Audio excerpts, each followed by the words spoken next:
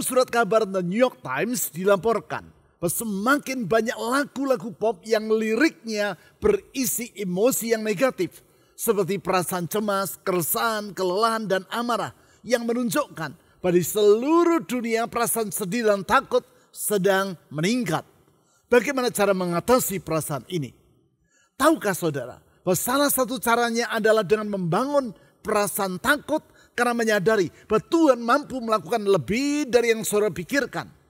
Itulah yang terjadi ketika Yohanes Pembaptis dilahirkan.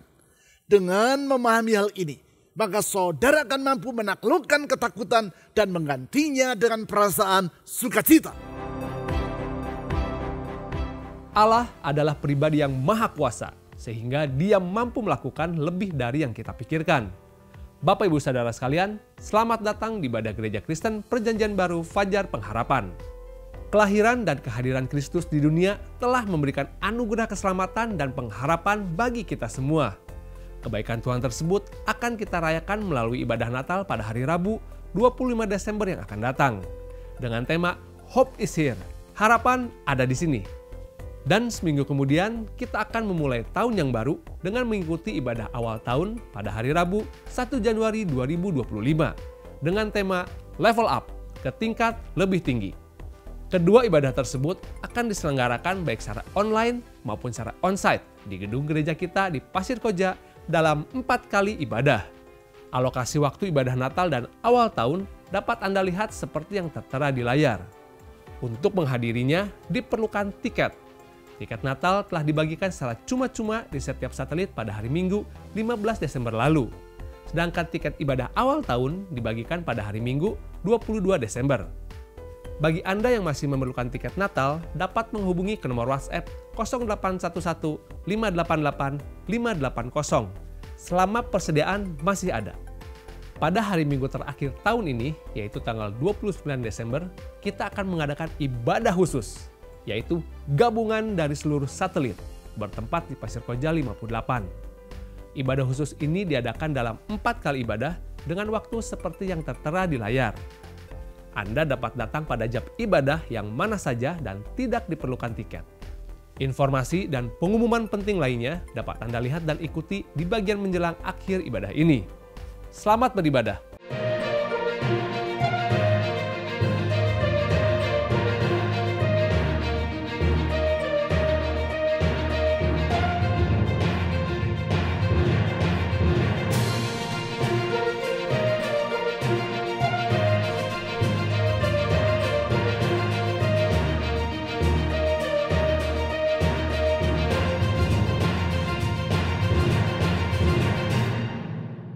Alkisah seorang raja menyelenggarakan sayembara guna menentukan siapa pemuda yang pantas untuk menjadi suami bagi putrinya yang cantik jelita. Sang raja menghendaki bahwa pemuda itu haruslah seorang yang gagah dan berani. Oleh karena itu sang raja mengumumkan bahwa siapa saja orang muda yang berani berenang menyeberangi sungai yang penuh dengan buaya di dekat ibu kota kerajaannya akan diterimanya menjadi suami dari putrinya. Pada hari sayembara itu diselenggarakan, sang raja duduk di atas sebuah panggung yang didirikan di tepi sungai. Sedangkan putrinya yang cantik jelita duduk di sebelah kanannya. Sementara itu banyak sekali orang yang berkerumun di sepanjang tepi sungai.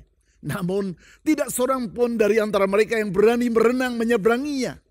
Mereka melihat sungai itu dipenuhi banyak sekali buaya.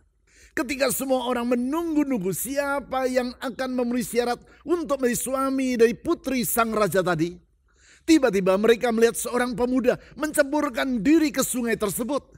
Dengan sekuat tenaga pemuda ini berenang dan ia sampai di seberang sungai dengan selamat. Tentu saja semua orang mengeluh-elukan pemuda tersebut karena ia tidak takut berenang menyeberangi sungai yang penuh dengan buaya tadi. Segera raja memanggil pemuda tersebut untuk naik ke panggung guna menghadap dirinya. Namun pemuda itu menoleh ke kanan dan ke kiri sambil berkata, sebentar. Aku ingin tahu siapa yang tadi mendorong diriku dari belakang sehingga aku tercebur ke sungai ini. Ternyata Tadi pemuda tersebut tercebur ke dalam sungai bukan karena kemauannya sendiri, melainkan karena ada orang yang mendorong tubuhnya. Sehingga ketika ia menyadari bahwa dia telah terjatuh ke sungai dan karena dia takut terhadap buaya-buaya yang ada di situ, maka mau tidak mau dengan sekuat tenaga ia berenang menyeberangi sungai tersebut. Artinya rasa takut di dalam diri sang pemuda terhadap buaya membuat ia tidak takut berenang di sungai tadi.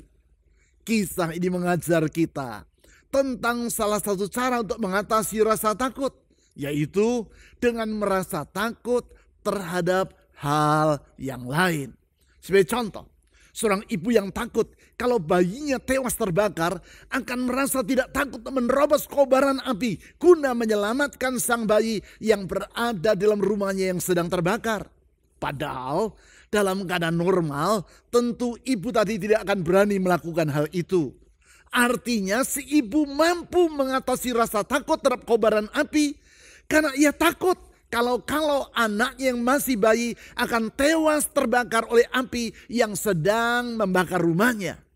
Prinsip mengalahkan perasaan takut dengan merasa takut terhadap hal yang lain itu pula lah yang dikemukakan oleh Oswald Sanders, sebagaimana yang dimuat dalam buku Run to This Race. Oswald Sanders adalah seorang hamba Tuhan dari Inggris yang di akhir hidupnya melayani di Mesir dan menulis banyak renungan rohani yang sangat berbobot dan mendalam. Di antaranya yaitu yang dihimpun menjadi buku renungan harian dengan judul My Utmost for His Highest. Sejak diterbitkan 100 tahun yang silam, buku tersebut sampai hari ini masih terus dicetak dan telah terjual lebih dari 13 juta eksemplar dan sudah diterjemahkan ke dalam 36 bahasa. Sehingga buku itu menjadi buku renungan harian yang paling populer di sepanjang sejarah. Dalam buku Run to This Race tadi, dikutip tulisan Oswald Sanders saat ia menguraikan Mazmur pasal 128, yaitu, "The remarkable thing about fearing God is that when you fear God, you fear nothing else. Whereas, if you do not fear God, you fear everything else. Blessed is everyone who fears the Lord." Hal yang luar biasa tentang takut akan Tuhan adalah ketika saudara merasa takut akan Tuhan, saudara tidak akan merasa takut kepada hal yang lain. Sedangkan jika saudara tidak takut akan Tuhan, saudara akan merasa takut kepada segala hal lainnya. Berbahagialah setiap orang yang takut akan Tuhan. Perlu dicatat, sebagaimana yang telah berulang-ulang saya kemukakan di dalam khotbah-khotbah saya yang lalu, harus dipahami bahwa kata takut kepada Tuhan adalah berarti perasaan hormat dan takjub akan Tuhan. Sedemikian mendalamnya perasaan hormat dan takjub tersebut, sehingga tidak ada kata lain yang dapat digunakan untuk menggambarkannya kecuali kata takut. Berbicara tentang perasaan takut terhadap hal yang lain yang dikemukakan oleh Oswald Sanders tadi, memang ada banyak hal yang dikhawatirkan atau ditakutkan orang dalam kehidupannya. Di antaranya yaitu tidak sedikit orang yang merasa takut akan masa depannya. Hal tersebut antara lain dilaporkan dalam surat kabar The New York Times 2 tahun yang lampau. Dalam artikel yang dimuat di situ dan yang berjudul The Rising Tide of Global Sadness atau gelombang pasang dari perasaan sedih sedunia, disampaikan bahwa saat ini di tengah masyarakat sedang terjadi peningkatan terhadap perasaan negatif, seperti misalnya perasaan cemas. Hal itu terlihat dari semakin banyaknya lagu-lagu pop yang mengungkapkan perasaan tersebut. Dalam artikel tadi diberikan contoh tentang lagu-lagu yang dinyanyikan oleh Taylor Swift, artis yang sangat luar biasa terkenalnya itu. Dikemukakan ketika karir Taylor Swift muncul ke permukaan di tahun 2006, lagu-lagu yang ia nyanyikan bernuansa romantisme anak muda. Namun seiring dengan semakin menanjaknya popularitas dirinya, maka nuansa dari lirik lagu yang ia nyanyikan berubah menjadi semakin kelam dan negatif. Sehingga album Taylor Swift yang terakhir, yaitu yang berjudul Midnights, dipenuhi dengan lagu-lagu yang berisi emosi negatif seperti perasaan cemas, keresahan, kelelahan, dan amarah. Hal ini merupakan salah satu pertanda bahwa memang gelombang perasaan negatif di dunia ini semakin meningkat. Disinilah pentingnya sikap takut kepada Tuhan sebagai antidot atau penawar terhadap perasaan takut akan hal yang lain, sebagaimana yang dikemukakan oleh Oswald Sanders tadi dan yang nampak di sepanjang Alkitab. Tentunya pertanyaan kita sekarang adalah, apakah yang membuat kita sepatutnya bersikap takut kepada Tuhan? Memang hal ini adalah sangat penting, supaya dengan demikian kita tidak merasa takut terhadap masa depan. Seperti firman Tuhan yang menjadi pokok bahasan kita di sepanjang bulan ini, yaitu do not be afraid atau janganlah takut. Untuk menjawab pertanyaan tadi, yaitu apakah yang membuat kita sepatutnya bersikap takut kepada Tuhan? Saya ajak saudara untuk menelaah apa yang terjadi ketika Yohanes, anak Imam Zakaria, dilahirkan. Imam Zakaria dan istrinya yaitu Elizabeth yang tidak kunjung memperoleh keturunan walaupun usia mereka sudah lanjut. Namun oleh pengaturan Tuhan di dalam anugerah, kuasa dan hikmatnya, maka Elizabeth mengandung di usia tuanya. Hal ini telah kita pelajari di dalam khotbah di minggu pertama dari bulan ini. Berkenaan dengan hal itu, di dalam Lukas pasal 1 ayat 18 sampai 23 ditulis bahwa semula Imam Zakaria tidak percaya terhadap berita yang disampaikan oleh malaikat Gabriel, yaitu bahwa doanya telah dikabulkan oleh Tuhan dan istrinya yaitu Elizabeth akan mengandung di hari tuanya. Oleh karena itu, malaikat Gabriel berkata bahwa sebagai pertanda dari kebenaran tentang pesan dari Tuhan yang ia sampaikan, maka Zakaria akan menjadi bisu sampai anak yang dijanjikan itu dilahirkan. Sedangkan peristiwa kelahiran anak Zakaria, yaitu Yohanes, yang di kemudian hari namanya dikenal sebagai Yohanes Pembaptis tersebut, ditulis dalam Lukas pasal 1 ayat 57 sampai 66. Mari kita baca seluruh ayat-ayat firman Tuhan tersebut. Lukas pasal 1 ayat 57 sampai 66. Tibalah waktunya bagi Elizabeth untuk bersalin, dan ia melahirkan seorang anak laki-laki. Ketika tetangga-tetangganya serta sanak saudaranya mendengar bahwa Tuhan telah menunjukkan rahmat-Nya yang begitu besar kepadanya, kepada Elizabeth, bersukacitalah mereka bersama-sama dengan dia, bersama dengan Elizabeth. Lalu datanglah mereka pada hari yang ke-8 untuk menyunatkan anak itu, dan mereka hendak menamai dia Zakaria menurut nama ayahnya. Tetapi ibunya berkata, jangan, ia harus diberi nama Yohanes. Kata mereka kepadanya, tidak ada di antara sanak saudaramu yang bernama demikian. Lalu mereka memberi isyarat kepada ayahnya, yaitu Zakaria, untuk bertanya nama apa yang hendak diberikannya kepada anaknya itu. Ia, Zakaria, meminta batu tulis, karena seperti yang telah saya katakan tadi, Zakaria telah menjadi bisu sehingga dia tidak dapat berkata-kata. Karenanya dia meminta batu tulis. Lalu menulis kata-kata ini. Namanya adalah Yohanes. Mereka pun heran semua. Seketika itu juga, perhatikan. Seketika itu juga terbukalah mulut Zakaria dan terlepaslah lidahnya. Artinya dia bebas dari kebisuannya. Lalu ia berkata-kata dan memuji Allah. Ayat 65. Lalu ketakutanlah semua orang yang tinggal di sekitarnya. Dan segala peristiwa itu menjadi buah pembicaraan di seluruh pegunungan Yudea. Semua orang yang mendengarnya merenungkannya dalam hati dan berkata, mari kita baca kalimat berikutnya. 1, 2, 3. Menjadi apakah anak ini nanti? Sebab tangan Tuhan menyertai dia. Di ayat 65 disebutkan bahwa peristiwa kelahiran Yohanes ini mengakibatkan orang-orang yang tinggal di sekitar rumah Zakaria menjadi ketakutan. Perasaan takut yang dimaksudkan di ayat ini Bukanlah perasaan takut karena merasa terancam oleh bahaya, tetapi perasaan kagum atau takjub terhadap karya Allah yang terjadi di dalam peristiwa kelahiran Yohanes tersebut.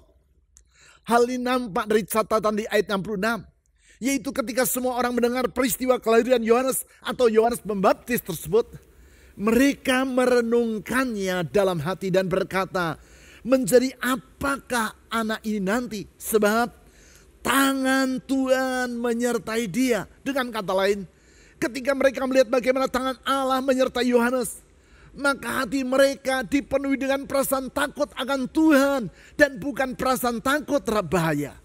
Seperti yang telah saya jelaskan tadi, kata takut kepada Tuhan ini artinya adalah perasaan hormat dan takjub kepadanya. Menurut Lukas pasal 1 ayat 57 sampai 66 yang telah kita baca tadi, maka kita dapat mengambil kesimpulan bahwasanya kita patut bersikap takut kepada Tuhan. Karena yang pertama, Tuhan masih bekerja di dalam kehidupan umatnya. Saya ulangi, kita patut bersikap takut atau takjub kepada Tuhan. Karena yang pertama, Tuhan masih bekerja di dalam kehidupan umatnya. Sikap ini adalah sangat diperlukan. Karena seperti yang saya kemukakan tadi, dengan demikian, maka kita akan dimampukan untuk mengatasi rasa takut terhadap hal yang lain. Memang tidak jarang orang beranggapan bahwa Tuhan tidak lagi bekerja di dalam kehidupan umatnya. Pandangan ini lazim disebut sebagai deisme, yang adalah kebalikan dari pandangan teisme. Apabila teisme adalah keyakinan bahwa Tuhan itu ada dan benar-benar merupakan pribadi yang hidup serta berkarya dalam sejarah, maka deisme beranggapan bahwa Tuhan itu ada namun tidak lagi bekerja seperti di masa lampau. Ia hanya menciptakan alam semesta dan sudah itu tinggal diam tanpa lagi terlibat dalam kehidupan umat manusia. Dengan kata lain, Tuhan bagaikan seorang kakek yang sudah tua, duduk di kursi goyang dalam surga yang nun jauh di sana, dan dengan mata yang rabun mengamati manusia yang harus berjuang sendiri di atas muka bumi. Ia hanya dapat melihat tanpa mampu terlibat dalam kehidupan manusia yang harus bergumul dengan kemampuannya sendiri. Orang-orang yang menganut paham deisme masih tetap beribadah kepada Allah, datang ke gereja dan melakukan pelayanan ini dan itu.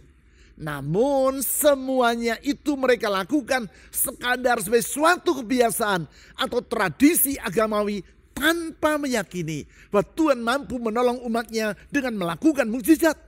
Alhasil, khotbah-khotbah yang disampaikan di gereja hanyalah sekadar petunjuk tentang bagaimana orang dapat hidup dengan lebih baik dan mencapai hasil yang lebih besar. Dengan kata lain, khotbah-khotbah tersebut sama seperti ceramah-ceramah self-help yang disampaikan oleh para motivator. Hanya saja ceramah yang bersifat memotivasi ini dibungkus dengan nama Tuhan dan di sana sini dihiasi dengan ayat-ayat Alkitab yang ditafsir di luar konteks yang sebenarnya. Bukan itu saja, khotbah tersebut disampaikan tanpa keyakinan bahwa Tuhan benar-benar terlibat dalam kehidupan umatnya. Pernahkah saudara bertemu dengan orang yang menganut konsep atau keyakinan deisme seperti itu? Saya duga saudara sering bertemu dengan mereka. Hanya saja saudara tidak menyadarinya. Hal ini adalah karena memang deisme sangat berkembang di seluruh dunia, terlebih lagi di antara orang-orang muda. Bahkan bisa jadi saudara termasuk orang yang tanpa sadar menganut deisme tersebut. Pandangan seperti itu juga dipeluk oleh banyak orang Israel di masa kehidupan Zakaria dan Elizabeth. Saat itu bangsa Israel atau orang-orang Yahudi sudah beratus-ratus tahun hidup di bawah penindasan bangsa-bangsa lain. Dimulai sekitar 600 tahun sebelum Masehi, yaitu ketika negara mereka Yehuda dengan ibu kotanya yaitu Yerusalem ditaklukkan oleh kerajaan Babel.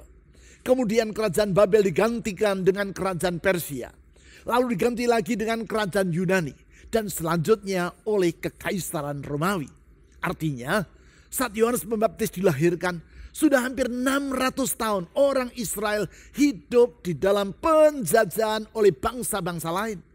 Di tengah situasi seperti itu, sebagian dari mereka beranggapan bahwa Tuhan tidak lagi terlibat dalam kehidupan umatnya. Alhasil, mereka tetap beribadah, melakukan peraturan-peraturan Taurat, bahkan tetap berdoa. Namun semua itu mereka kerjakan tanpa mempercayai bahwa Tuhan tetap sanggup melakukan mukjizatnya. Di antara mereka adalah orang-orang Saduki. Adakah di antara saudara yang hidup seperti itu juga? Kesukaran yang saudara hadapi tanpa sadar telah mengakibatkan saudara menjadi seorang penganut teisme. Tidaklah mengherankan ketika menghadapi persoalan kehidupan, sikap saudara menjadi negatif, hidup saudara dipenuhi dengan keputusasaan dan ketakutan. Lebih jauh, ketika tetangga di sekitar tempat tinggal Imam Zakaria mendengar peristiwa kelahiran Yohanes Pembaptis, yaitu mulai dari bagaimana Elisabet mengandung ketika ia sudah lanjut usia, dan bagaimana Zakaria terlepas dari kebisuannya, maka di ayat 65 ditulis, ketakutanlah semua orang yang mendengar peristiwa tersebut. Selanjutnya di ayat 66 diberi penjelasan bahwa mereka merenungkannya dalam hati dan berkata, menjadi apakah anak ini nanti?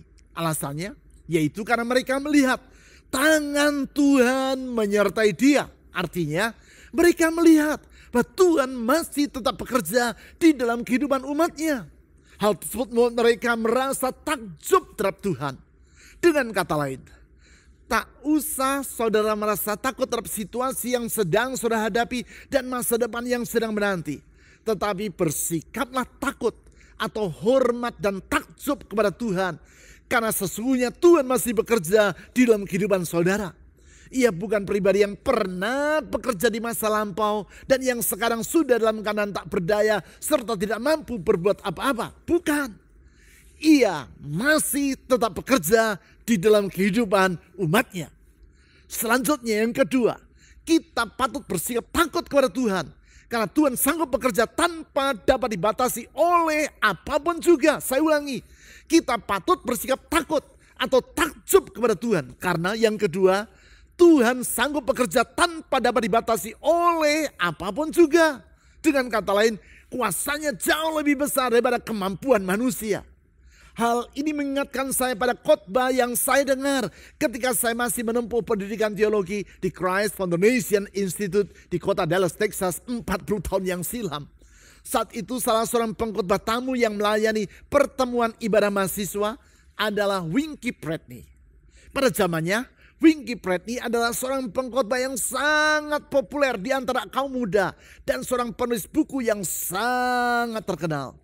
Di dalam khotbahnya pada hari itu, ia berkata, salah satu alasan mengapa kita harus takut kepada Tuhan adalah karena kuasanya jauh lebih besar daripada manusia.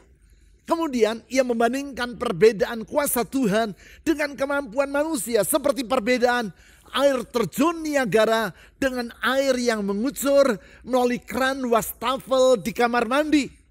Jauh sangat berbeda. Ia berkata, ketika kalian melihat air terjun Niagara dan berada di dekat air terjun itu, pasti kalian akan merasa sangat kagum. Tetapi tidak ada orang yang akan terkagum-kagum karena melihat air yang mengucur melalui keran wastafel. Apa yang ia katakan ini sangatlah benar. Karena beberapa bulan sebelumnya, yaitu ketika saya masih berada di kota Toronto, Kanada, saya pernah mengunjungi air terjun Niagara. Di saat itu dengan perahu yang diberi nama Maid of the Mist, saya dan para pengunjung lainnya dibawa sampai ke dekat air terjun Niagara. Melihat kedahsyatan air terjun tersebut dan mendengar suaranya yang gemuruh, tanpa sadar bulu kuduk saya berdiri.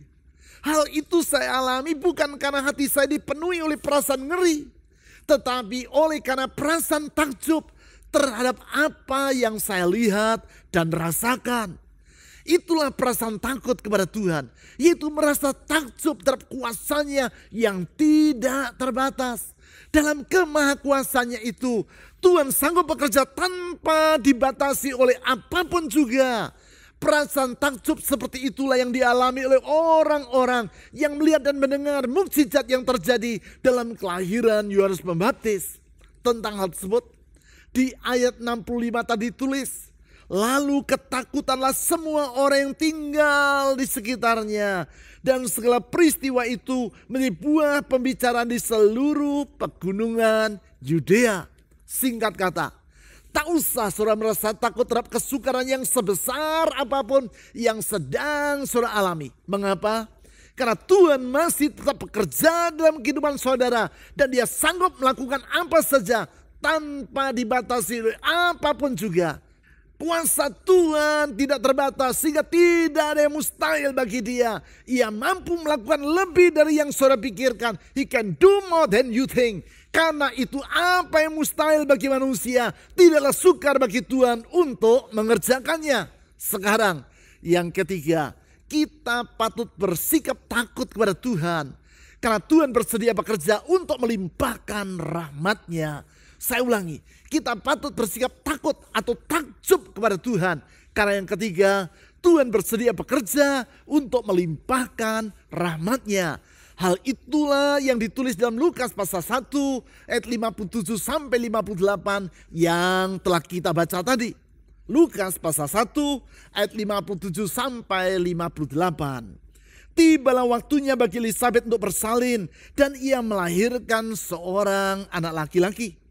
Ketika tetangga-tetangganya serta sanak saudaranya mendengar bahwa Tuhan telah menunjukkan rahmat-Nya yang begitu besar kepadanya, kepada Elisabet, bersukacitalah mereka bersama-sama dengan dia. Apakah makna dari kata rahmat di ayat 58 tersebut? Kata ini sering kita dengar, tetapi tidak banyak orang yang benar-benar mengerti maknanya. Kata rahmat dalam bahasa Inggris adalah mercy, yang artinya adalah belas kasihan. Dengan kata lain, ketika Tuhan melihat pergumulan hidup yang dialami oleh umat-Nya, Ia tidak menanggapinya dengan hati yang beku tanpa perasaan. Bukan. Hati Tuhan sangat mudah digerakkan oleh belas kasihan. Saudara dapat melihat hal tersebut melalui kehidupan Yesus Kristus selama Ia berada di dunia 2000 tahun yang lampau. Dalam Alkitab berulang kali ditulis bagaimana hatinya digerakkan oleh belas kasihan. Setiap kali Yesus melihat orang yang menderita, hatinya selalu digerakkan oleh belas kasihan.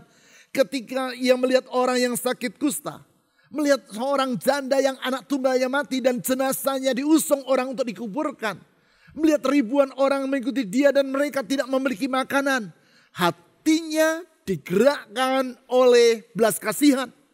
Perlu dicatat, belas kasihan dalam hati Yesus bukan sekadar perasaan belaka. Namun Ia juga bertindak untuk menolong orang yang menderita tersebut. Artinya rahmat atau mercy bukan sebatas suatu empati atau love in feeling. Tetapi love in action. Yaitu kasih yang ditunjukkan dalam tindakan. Belas kasihan Allah itulah yang dialami oleh Elisabet. Selama bertahun-tahun ia tidak kunjung berketurunan. Dan Allah tidak menanggapi keadaan itu dengan sikap acuh tak acuh. Tidak. Ia ikut merasakan penderitaan dan kesedihan yang dialami oleh Elisabet dan Zakaria suaminya.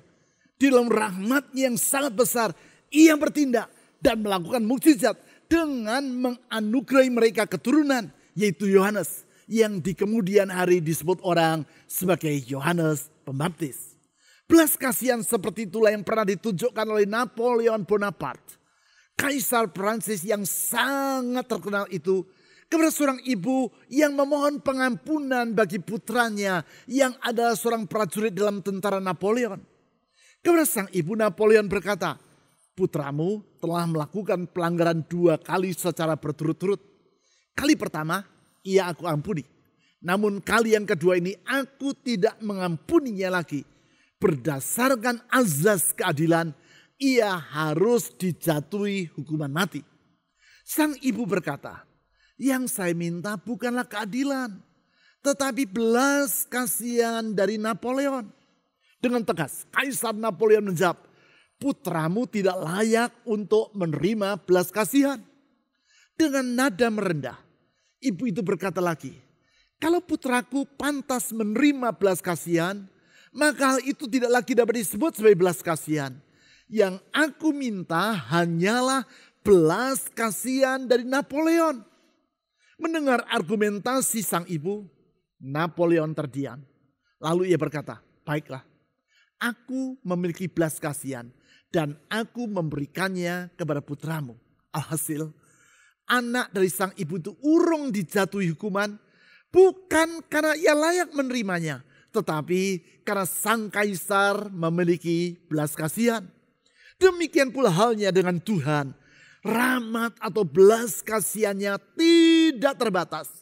Dalam belas kasihannya itu ia bersedia mengangkat penderitaan yang dialami oleh Zakaria dan Elisabet, serta menggantinya dengan sukacita.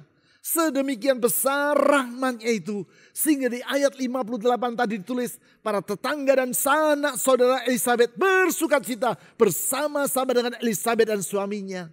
Sukacita yang disertai dengan rasa kagum atau takut kepada Allah yang rahmatnya sangat besar. Di sepanjang bulan ini, yaitu menjelang hari di mana kita mengingat dan merayakan kelahiran Yesus Kristus di dunia 2000 tahun yang lampau. Berulang-ulang, baik secara langsung maupun tidak langsung, kita telah mendengar pesan yang Allah sampaikan, yaitu agar kita jangan merasa takut. Do not be afraid. Tak usah saudara merasa takut, karena Tuhan masih tetap bekerja di dalam kehidupan umatnya. Dan dia sanggup bekerja tanpa dapat dibatasi oleh apapun juga. Serta ia bersedia bekerja untuk melimpahkan rahmatnya. Kesadaran akan semua hal tersebut sepatutnya membuat hati kita dipenuhi dengan rasa kagum, takjub serta hormat kepadanya. Itulah yang disebut dengan takut akan Tuhan. Perasaan takut akan Tuhan yang membuat kita tidak akan merasa takut kepada hal yang lain.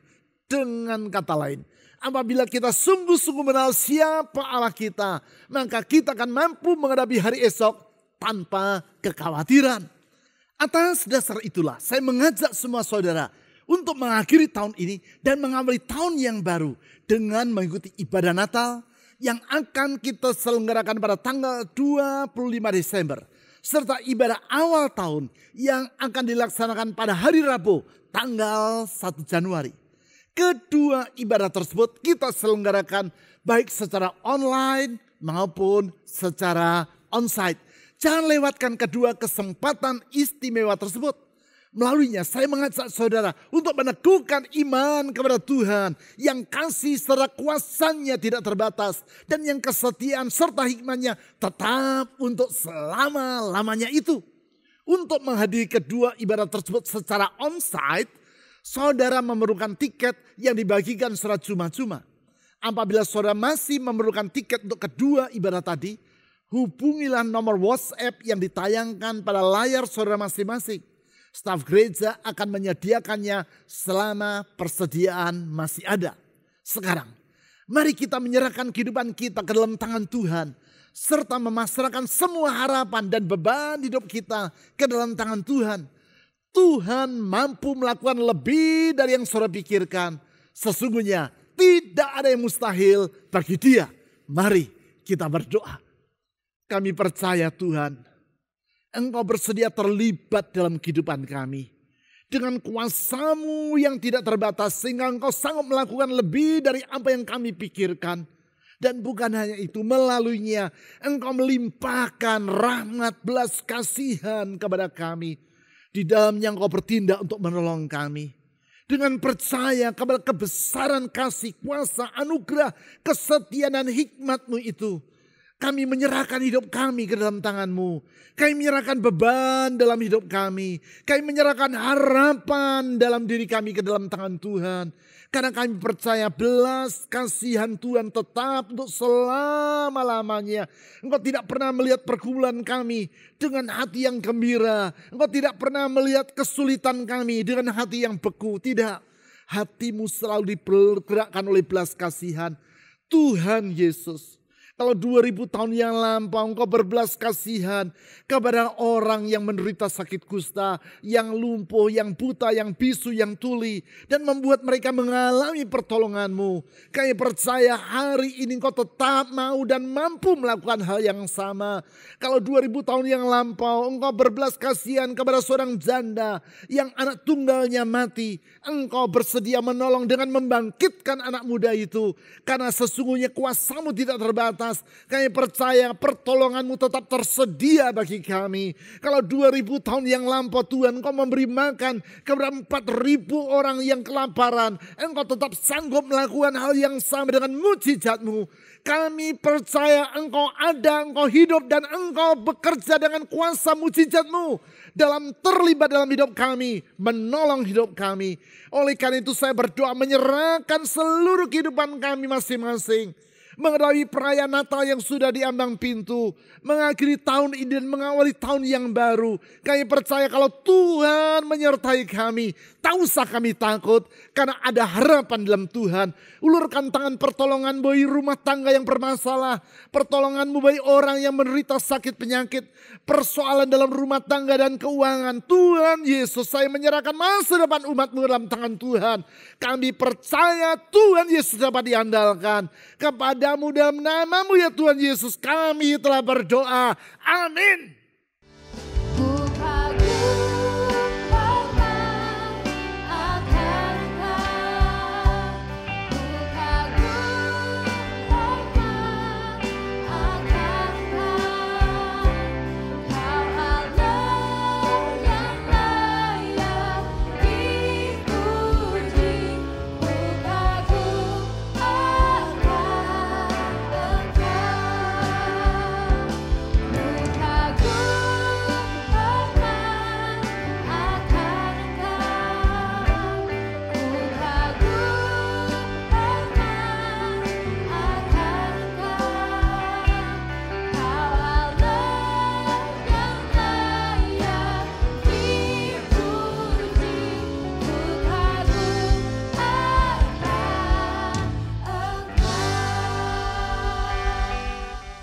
Berikut adalah beberapa informasi dan pengumuman penting dari gereja kita yang dapat Anda ikuti.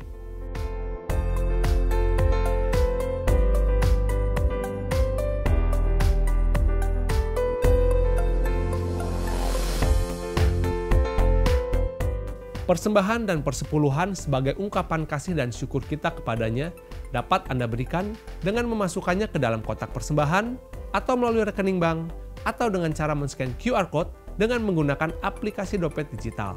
Ibadah online GKPB Fajar Pengharapan dapat Anda ikuti setiap saat mulai hari Sabtu pukul 5 sore melalui YouTube, website, dan aplikasi yang tertera di layar.